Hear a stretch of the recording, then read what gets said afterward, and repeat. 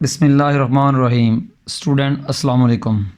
Students, आज हम आपको chapter number 12 application of trigonometry, जो कि फ़र्स्ट ईयर का चैप्टर नंबर 12 है, इसकी इम्पोर्टेंट एमसीक्यूज़ डिस्कस करने जा रहे हैं।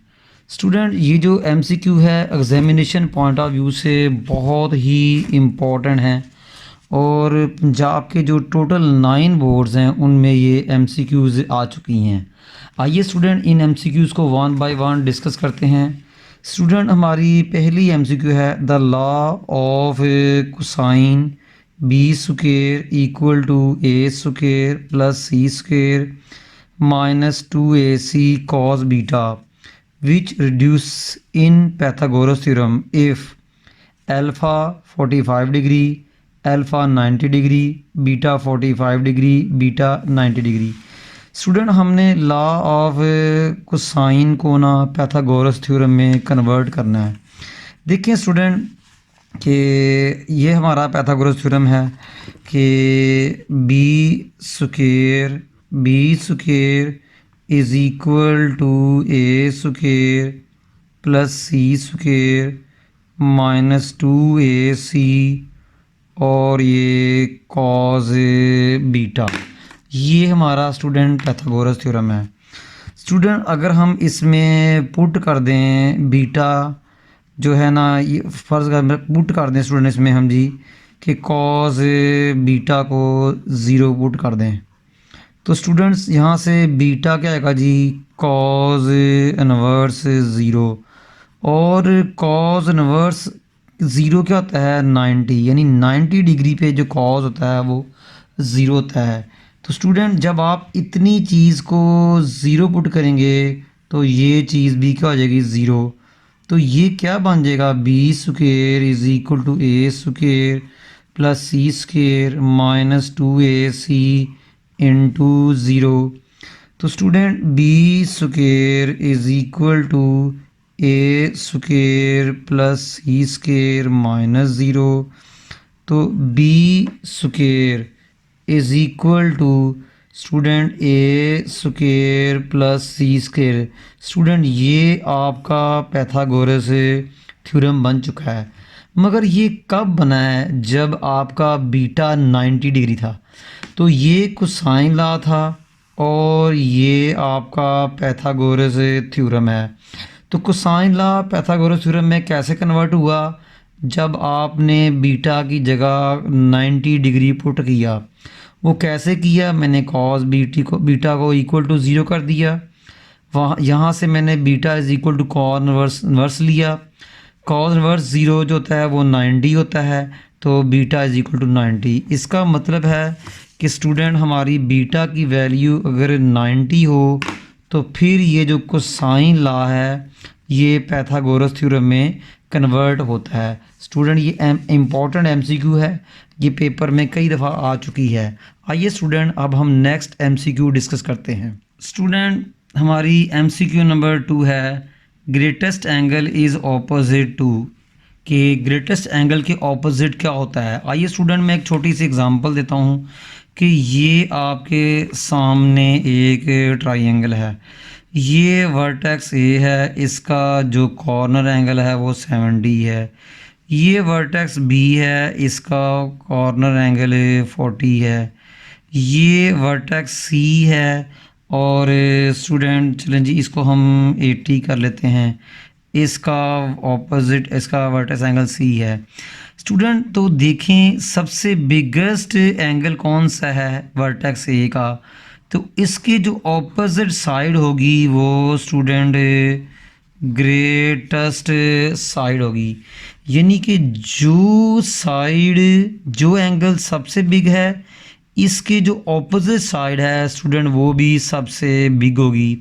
अब सबसे स्मॉलेस्ट एंगल बीटा है, तो इसके ऑपोजिट जो साइड ए सी ये सबसे स्मॉल होगी।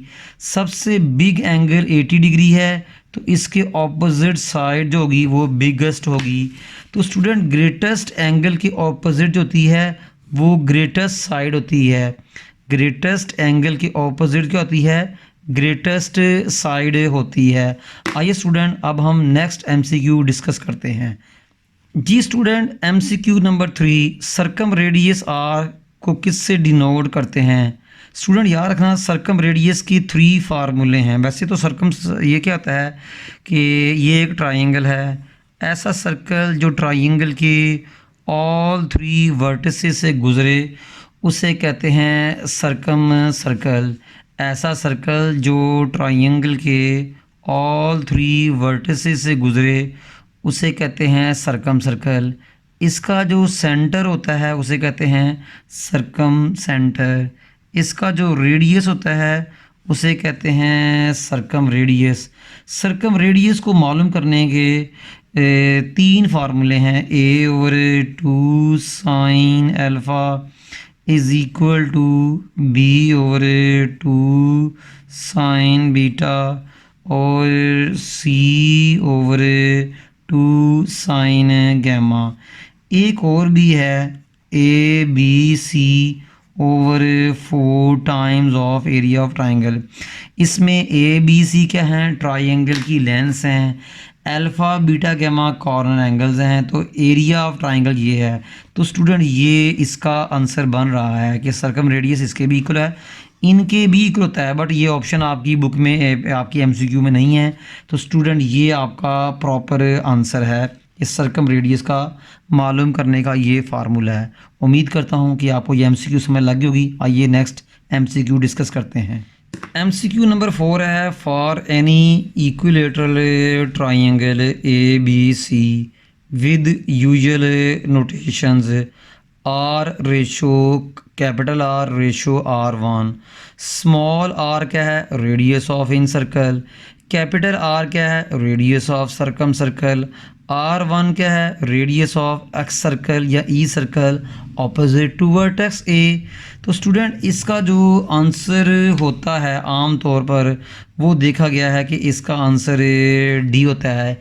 ये जो आपकी बुक है इसका एक्सरसाइज 12.8 का ये एक क्वेश्चन भी है स्टूडेंट। R/R/R1 इसका आंसर ये होता है 1/2/3 होता है।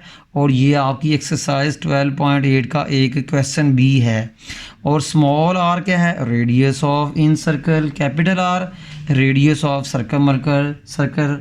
R1 radius of e circle opposite to vertex A।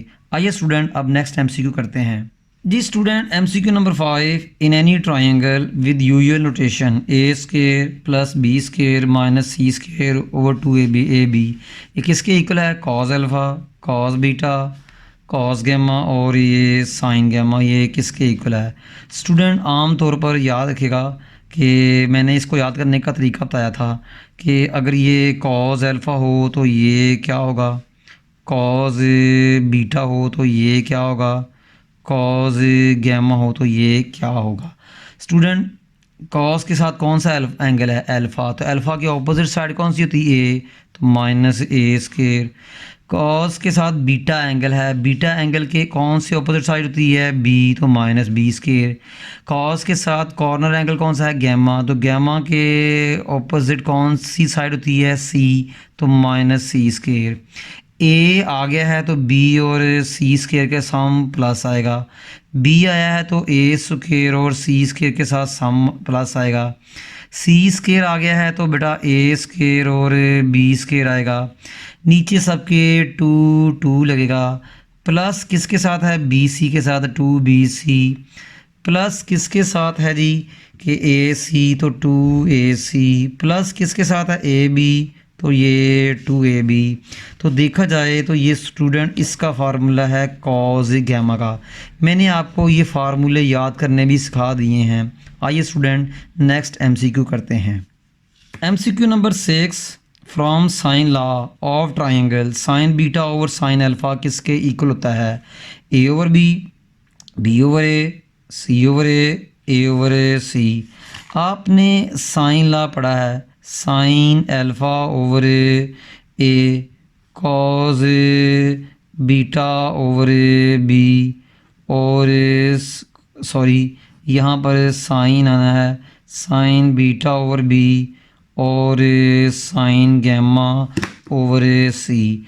Student देखें हमारे एमसीक्यू में बीटा और अल्फ़ा का जिक्र है, तो हम इन दोनों को लेंगे, इसको नहीं लेंगे।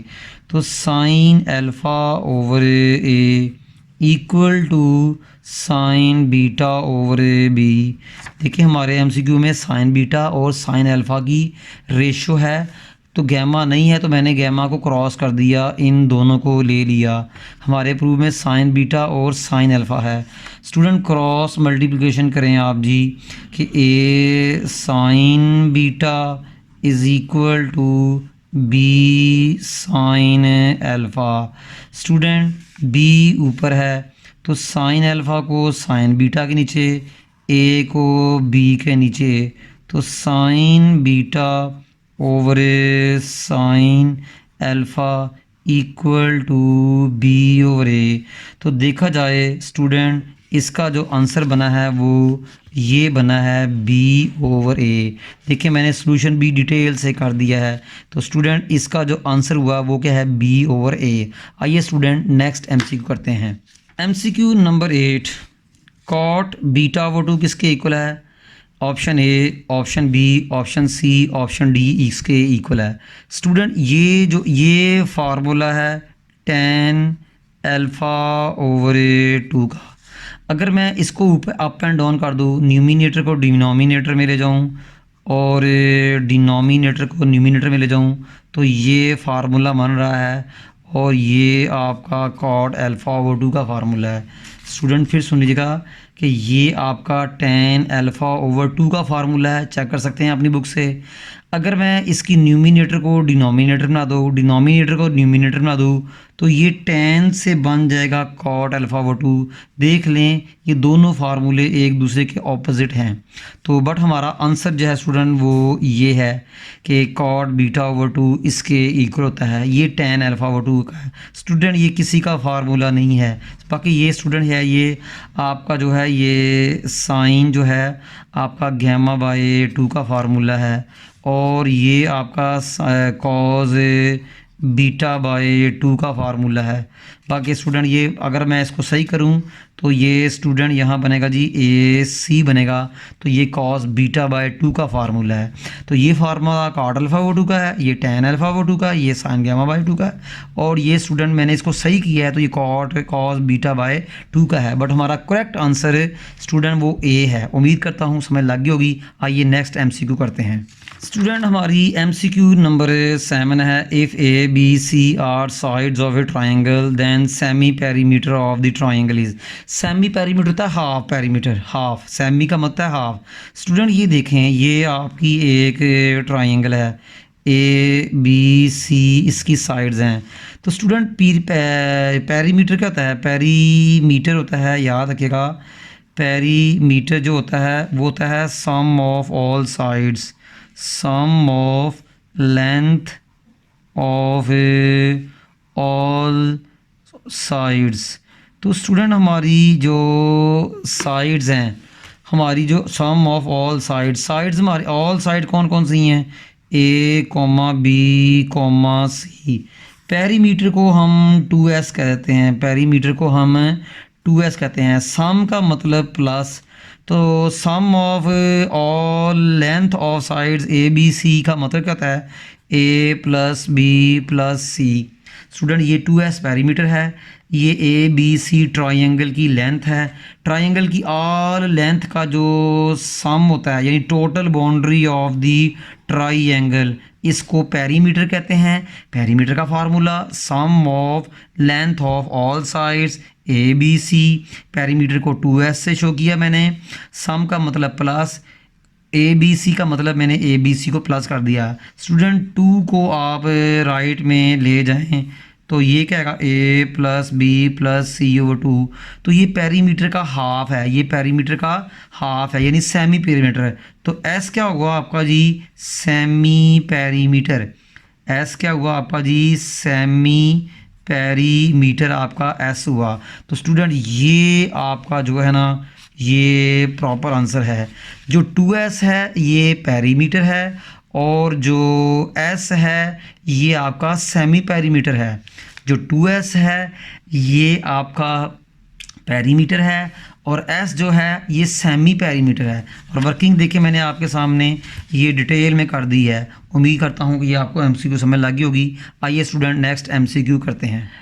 Area of triangle in terms of measure of two sides and their included angle. Student अगर आपको टू साइड्स और वन एंगल दिया हो तो इसके 3 फार्मूले थे। देखें 1/2 AB साइन, फिर एक और फार्मूला था 1/2 BC साइन, एक और फार्मूला था 1/2 CA साइन।